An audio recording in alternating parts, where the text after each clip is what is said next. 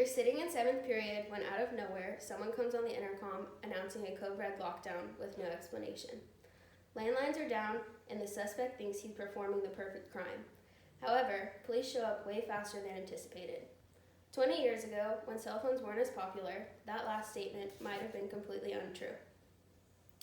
Cell phones have exploded in popularity, causing some people to believe that they should not be allowed in schools and others to believe the exact opposite. I believe that students should be allowed to have their phones in school, and during this speech, I'm going to tell you exactly why. Most people believe that cell phones are what distracts students most while in class, but when you look at the facts, that's not actually true. In an article titled Teens and Cell Phones can be noisy and distracting, but they can also be an aid to learning, by Rick Doxai, he quotes Elizabeth Hartnell Young, who said, "We hope that in the future, mobile phone use will be as natural as using any technology in school." This quote is important because it shows that people other than students believe that cell phones are important in a classroom setting.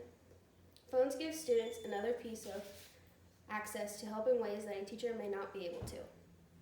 How cell phones can be used effectively in the classroom by Oxford Learning states that cell phones give students access to tools and apps that can help them complete and stay on top of their classwork. While students may have their phones out during class, the teacher can always make sure that they're using it for educational purposes only if they feel the need to.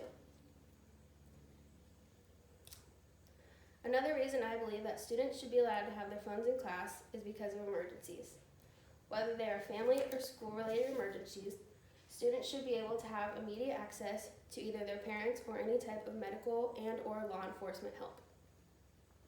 In 10th grade, my school went on lockdown during 7th period. No one knew what was going on, not even our teacher.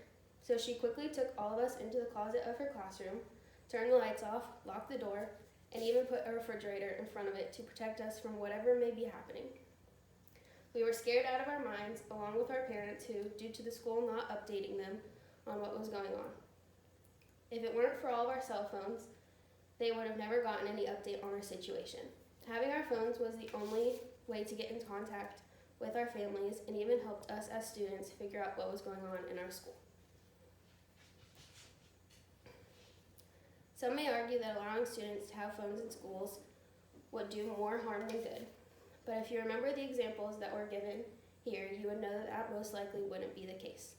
Cell phones open up a whole new world for students and allow them to broaden their learning capacity.